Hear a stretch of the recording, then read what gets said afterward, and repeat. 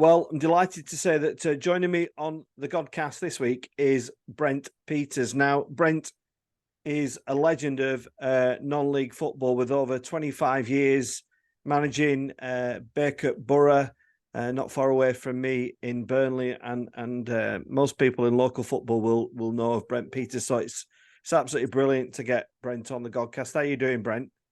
I'm fine. I'm good, Alex. Thank you. Now, just before we get down to you, not many people, or some people, will know that I used to be a footy ref. I used to ref non-league, and I've got this here, Brent. I've dug it out from me.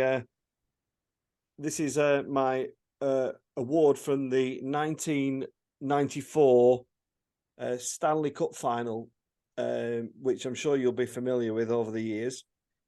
Yeah, that's brilliant. I was a Class 2 referee, and the final was meant to be on the Turf Moor, and ended up being at Rosendale United, which I know you had a lot of connections with over the years, didn't you?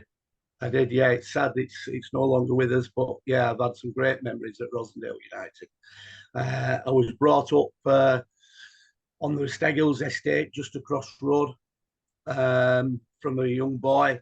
And as I was growing up, I was my late father was the director of Rosendale United. And I become a ball boy at Rosendale United. So I've had, really good connections. And from a ball boy, I went on to become the reserve team manager. And from the reserve team manager in 1993-94 season, I was appointed as first team manager. So to manage my hometown club and be successful in it along the way as well. I was successful while I was there. It was a great honour and a great achievement for me. Yeah. Let's just go back a bit, Brent. What was your own football skills like? Were you a successful footballer? Just tell us a bit about your career as a footballer. Well, at school, I was a footballer at school. I was in the school team. I always got picked in the school team, and I was always picked in the house team. I started off as a right winger, and then as I got slightly older, I went and further back and become a right fullback. But my career kind of started early and finished early, if you will. I was currently on trial at Blackburn Rovers when Ken Furphy, the late Ken Furphy, was the manager at Blackburn Rovers, and I was on trial there, and I had quite a few games for Blackburn Rovers when I suffered a bad injury where I fractured my femur and did my ACL at the same time, which, now they're coming back from ACL injuries, but back in the day that wasn't the case. And it was when I was coming back from that and recovering that Frank Casper, the former Burnley player and Burnley manager, got me into coaching. So I took coaching, and the rest is history. I took the path of, really, I always say that coaching and managing is totally different, two different jobs. But I took the path. I did my coaching qualifications, and then and took the path of managing. So with Frank Casper, Brent, was that at Burnley or was that down at Bury? Because I know he was down there for a while, wasn't he? Yeah, it was at Bury. It was when Martin Dobson was appointed the manager of Bury, and he appointed Frank Casper as his first team coach, assistant manager. And it was basically when they was at Bury. I had connections with them because I was close to Paul Fletcher. In fact, I represented Paul Fletcher, another, ex-former Burnley stalwart, and I represented Paul Fletcher on his testimonial committee. So it was that connection, if you will, with Paul that I got to know the likes of Frank Casper and Martin Dobson, Brian Flynn, Stanton Ent, and the like. So Jim Thompson. Yeah, all legends of Lancashire football, Brent. And were there coaching badges in place in those days, or was it kind of, just talk to us a bit how coaching was then?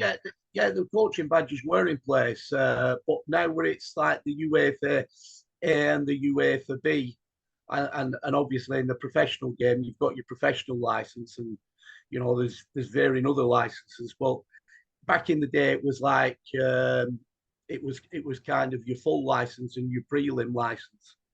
So that's, and then from that you took your after that, when with UEFA, with the UEFA B and the UEFA, you had to do a conversion course. So from the old full license and the prelim license, you did your conversion course from whichever license you're at to go into the UEFA A license or UEFA B license. Yeah. And that's kind of what happened. Yeah. And if somebody had said to you back then, Brent, that, in 2023, you'll have done over 25 years managing at Bacup Borough, what would a younger Brent Peters made of that? Well, in September, Alex, it'll be 26 year in September. So I never thought it. I mean, I'm a football person, and I'm passionate.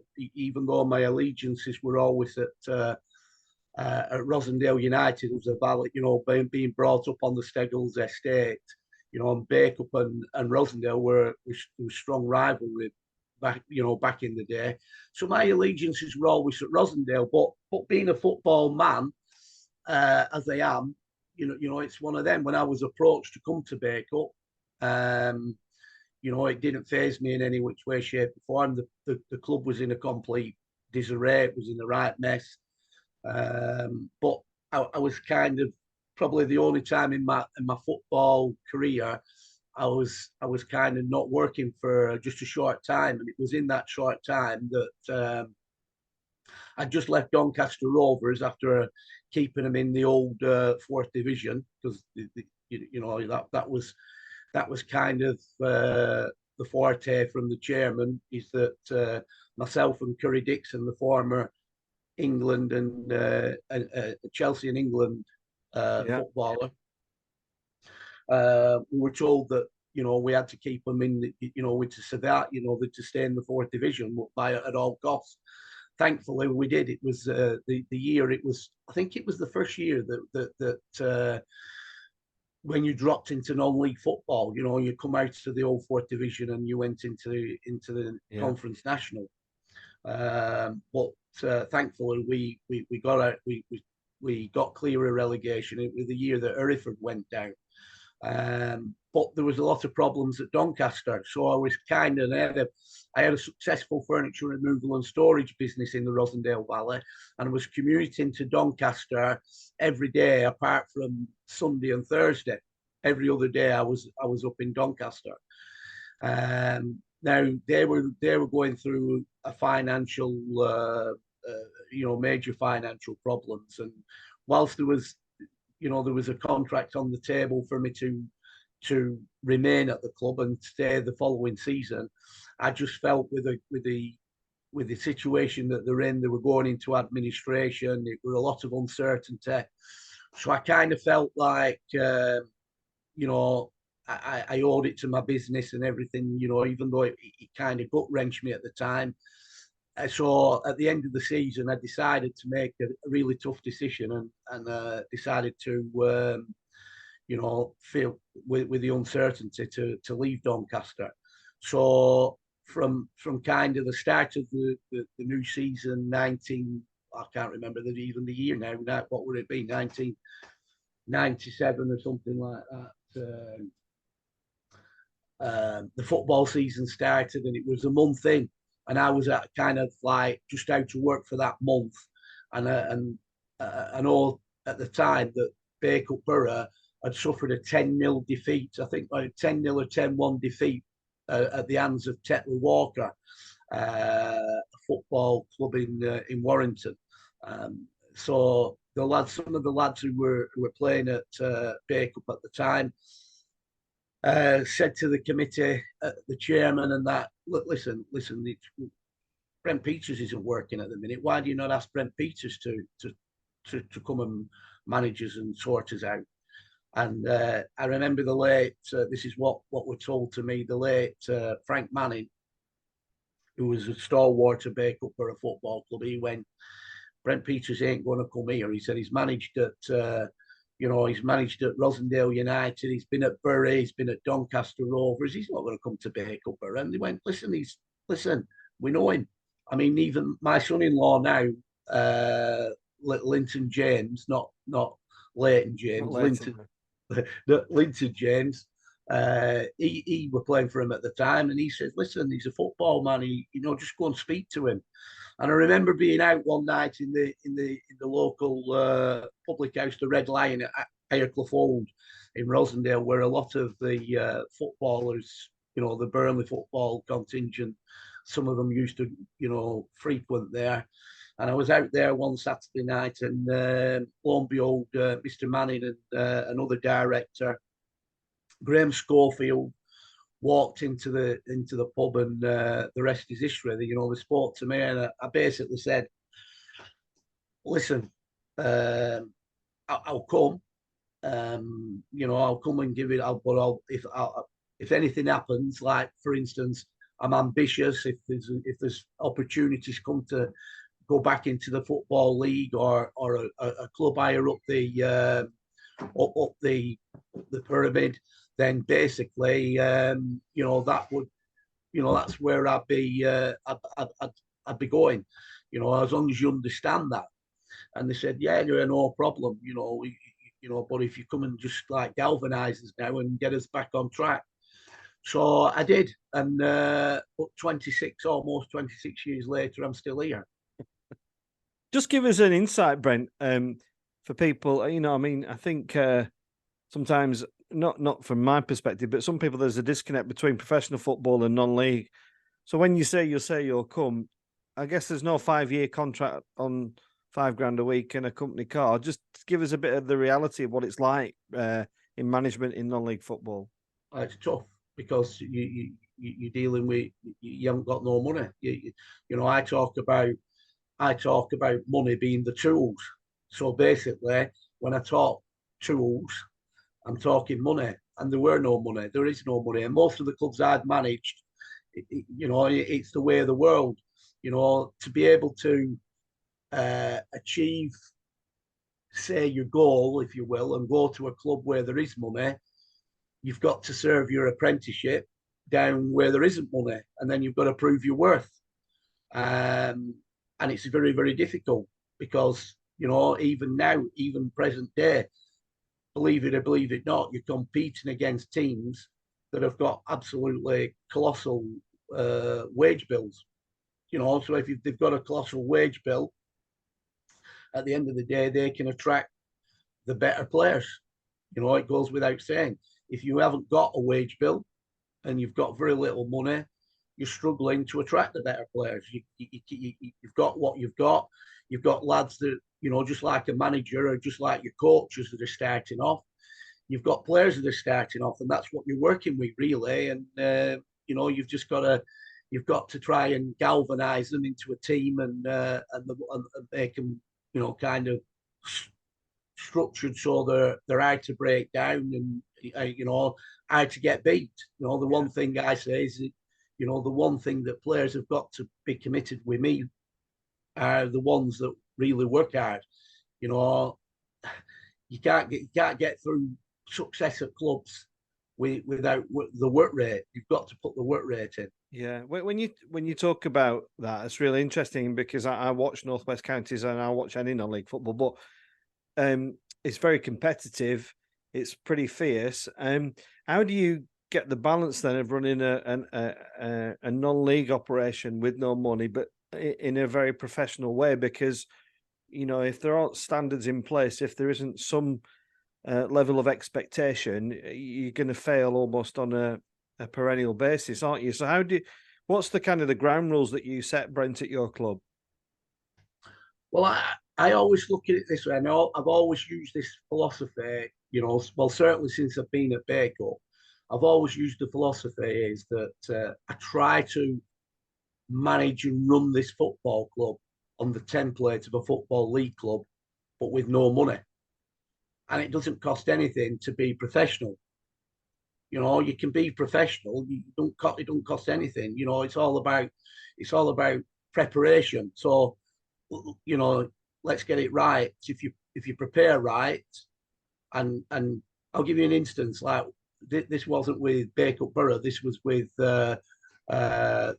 Glossop. But when I was manager of Glossop, I'll give you an instance. We got to a cup final, and straight away when we got to this cup final, I went on to. I got the lads booked into an hotel, and we had pre-match lunch and everything like the pros would do, and then basically, then from that situation, we went down to we travelled by coach down to where the cup final was being held. I made sure that all my team was all there in jacket, shirt, and tie, as smart as anything. And when we got there, so we looked like really professional. We've come on, we've had a pre-match lunch. We've travelled a short distance on a coach, all together, and we're dressed right, so we're preparing right. When we looked at the opposition that was turning up, they were turning up as though it were any other game, and they've got a bag of the football boots slung over the shoulder and turning up like Regas Rovers, basically. And that's the difference. That kind of that's the start. That's the starting point. We've got to be professional, and that transpires into the changing room. So then you've got to be organised, and you've got to be have ground rules in the changing room where basically, now where people have got mobile phones, they're on them all the time. Straight away, I walk in the changing room, straight away it's mobiles off, in your bag, put away. We don't, you don't go near your mobiles. Now we've got to be focused on the game in hand. So then you get into the mindset of the players. You go through everything that you want from them. So at this point, they're focused and they're prepared right.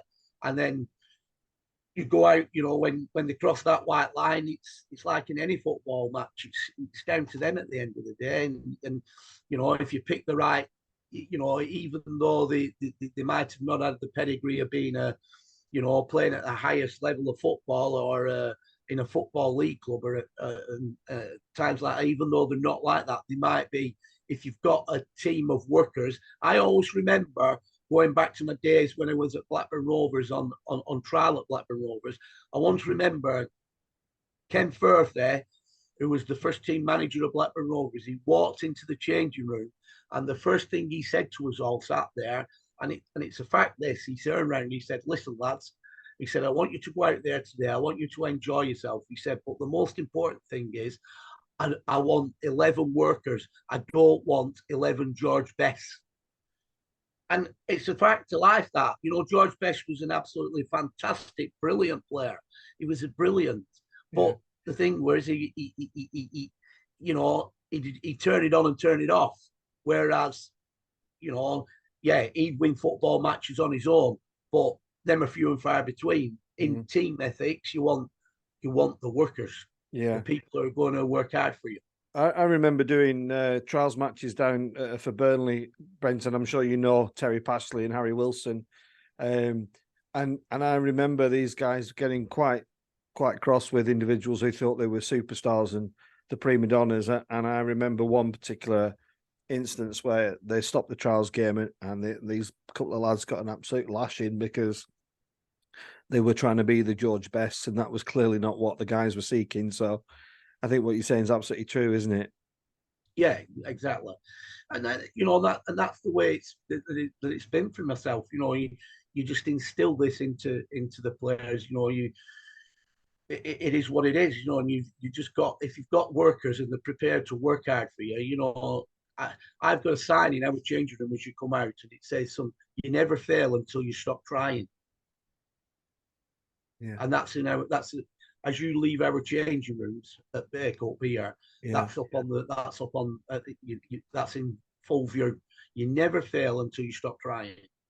Brent, how difficult is it for you to recruit? Because I've always wondered this about how non-league teams go about their recruitment, because I wonder how deep the pool is, and I wonder how extensive the knowledge of the player that you get in, and kind of how much risk comes with signing a player. Could you just tell us a bit about that?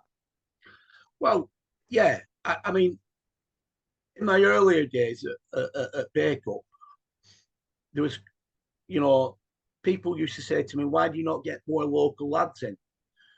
And I had a lot of lads coming from all over, like Rochdale, Burnley, round Greater Manchester, Trafford, like Old Trafford and places like that. I had a lot of those. There weren't many local lads. There were some, but there weren't many. And the reason why there wasn't many is it wasn't me that wouldn't give the local lads a chance. I'd give them every chance. But I felt that the lads that were coming in, the more local lads, they weren't committed. They just wanted to play with their mates, and they didn't want the responsibility of being at a football club where there was a lot of discipline. And when I'm talking discipline, I'm talking not discipline off the pitch and preparing for football matches, preparing for a game, playing at a tough level of football, which the Northwest Counties has always been a tough level of football. And then you've got to train twice a week. There's a lot of commitment goes with it. And I used to find that some of the lads coming in that were local, they couldn't cut it. It weren't happening. They didn't want to. It was too hard for them. So they didn't really get the chance because at the end of the day, I don't suffer fools. If you're not going to be committed, you're not good for me. I'm committed in the job that I do. Here at Bacup, I cover every job going at Bacup. So they've got to be committed. And it was thought, then you've got to rely on contacts around the game that know, in my earlier days, not just at Bacup, at Rosendale United, people like the late Walter Joyce helped me out with a few players, like who were probably getting released from Bury at the time, and they point them in my direction. And that's still the same today. I've got great contacts in the game, and they're brilliant because at the end of the day, if they know good players, and I remember one lad got released. He was at Manchester United.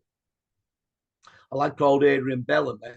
He was at Manchester United, and then he represented England whilst he was at Manchester United. I think he was like an England schoolboy at 15, and then he went on to captain his country.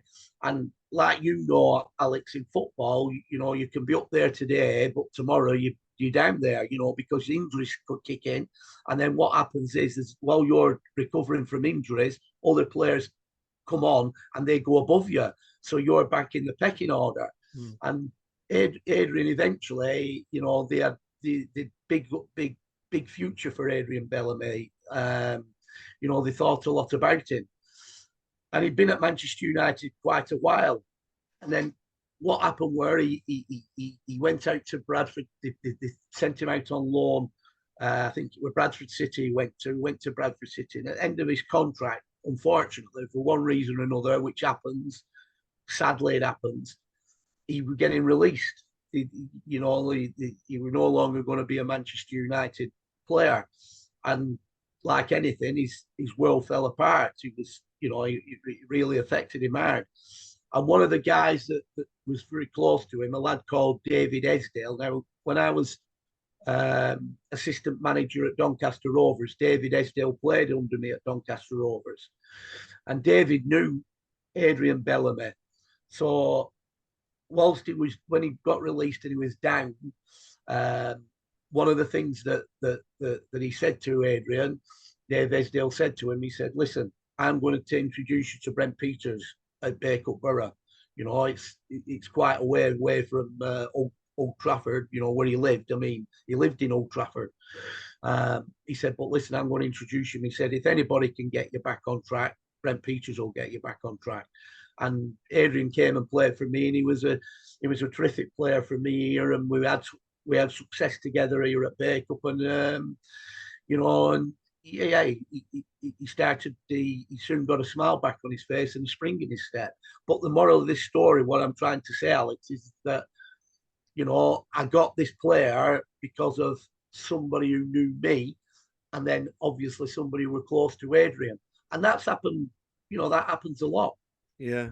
And have you brought many new players in this season, Brent? Yeah, we brought. it's the same every season. It's like in non-league, it's like a revolving door. It can be a revolving door. I mean, I've got some players that are on contract because I feel that, in this day and age, you've got to if you're trying to progress these players, and in part of the development, it's important that they're on contract, and because what can happen is very, very quickly, if you see a talented lad, if there's a talented lad on the pitch, very, very quickly, a club will put what they call a 7-day notice in of approach to approach him. And then, for a few quid more, they'll jump ship and go to that club. But then my point is the development stops because the club that's taking him want him immediately, the finished article, when he's not the finished article, and putting him straight in the team. And when sometimes, and it happens a lot, this is that they can't handle the level above because they're not ready for the level above yet. And sooner or later, they then come back with a tail between the legs and say, can I come back? It hasn't worked out for me. Yeah. And they haven't been the same player when they've come back. Whereas I feel that sometimes players should be comfortable in their settings, not think about the progression, think about the development, and everything else as they are developing will take its course. So eventually, they will be ready and they will be able to sustain playing at a higher level of football. Yeah. And just to explain the reality of a contract at non-league, Brent, I mean, we're not talking a 5-year deal with a release clause of £100,000, are we? We're talking, I mean, I'm guessing here, probably a match day fee of 50, 100 quid, something like that. Yeah, well, this again is my experience. I mean, a lot of managers out there will, when they're writing contracts up, they'll write contracts and just write them up with telephone numbers, if you will. I mean, when I talk about telephone numbers, I'm talking telephone numbers for non-league clubs. Even £100 for a club like Bacup Borough or clubs at our level is a lot of money. If you only need 10 people on 10 players on £100, you're up to £1,000 on your wage bill. So what I'm saying is a lot of managers will go out there and they will put them on these wages. And then when, I'll give you a prime example, when COVID kicked in, they wondered why they were nearly putting the club at risk because they still were obliged to pay them them wages, irrespective. Now, I don't do that. They go in on a small basic. So if there were COVID situation again, it wouldn't kill the club.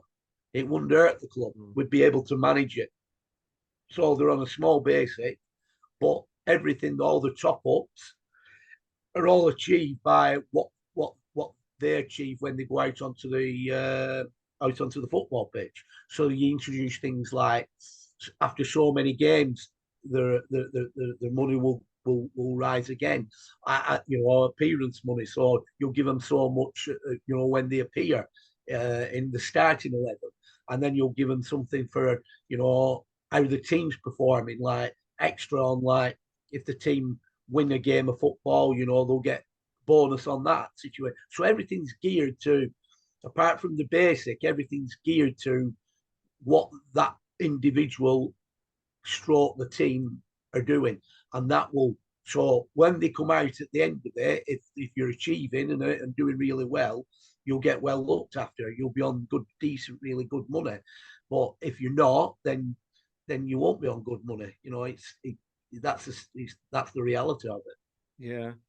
The other night, Brent, I was down at Paddy and watching Bury play. I was keen to see Bury, and they brought a good following. They, at times, not always, I think Paddy did a good job, but at times the golfing quality looked quite vast. What's your assessment of the standard of your league at this time, Brent? Do you think it's better than it was, or do you think it's the best it's ever been?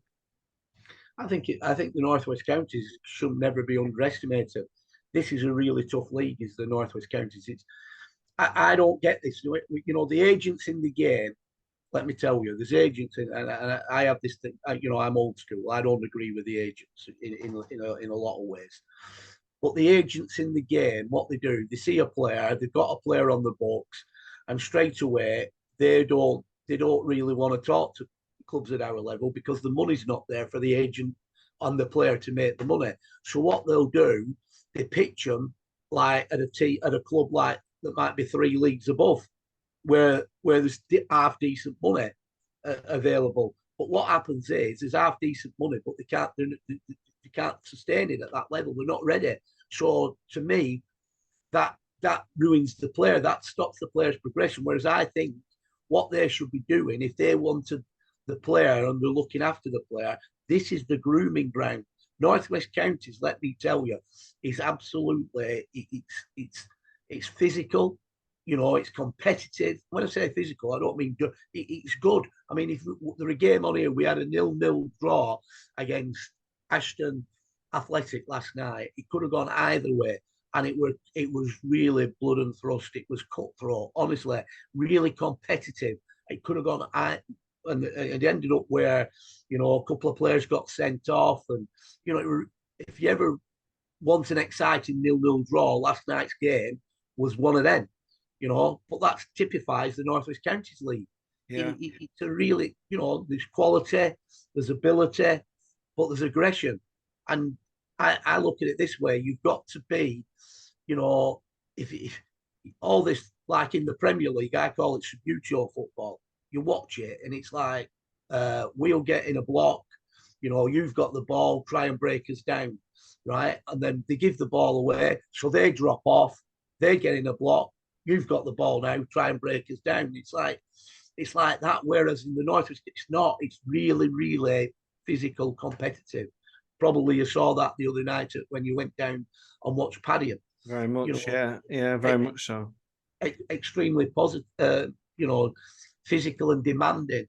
And that's why I say it's a great group. Do not underestimate the Northwest Counties League because it is a tough league. And it's no surprise if you look back through the history and the archives of the teams that's really struggled to get out of the Northwest Counties League to go up into the next level, up into the Evo Stick League, right? You'll find that they've usually, in a lot of cases, gone up again because they've kept the nucleus of the Northwest Counties League side. And then when they've gone into the Evo Stick, which is not as physical, not as demanding in that respect, and when they've gone up and they end up going up again because I kind of think it's not as hard in the Evo Stick as it is in the Northwest Counties. Yeah, I mean, I love non-league. I loved it. I love reffing in it. I love being part of it. It's a bit of it's a community really, and the banter is just on another level. I mean, I took some real pelters as a ref, but I never took it personally. But Brent, what's the ambition for Bacup Borough as we come to the end of this chat? Is it right and correct that a club like Bacup is ambitious and has goals to achieve? Any club I manage, you're ambitious. I won't be at the club if we weren't ambitious, but we've got to be feet on the ground. You can't. One thing I always said, even though when I started off in my football career, would Bacup Borough have been a club many years ago that I'd have joined? Possibly not, because there are clubs out there that probably don't have the infrastructure to show that ambition, to give you that ambition.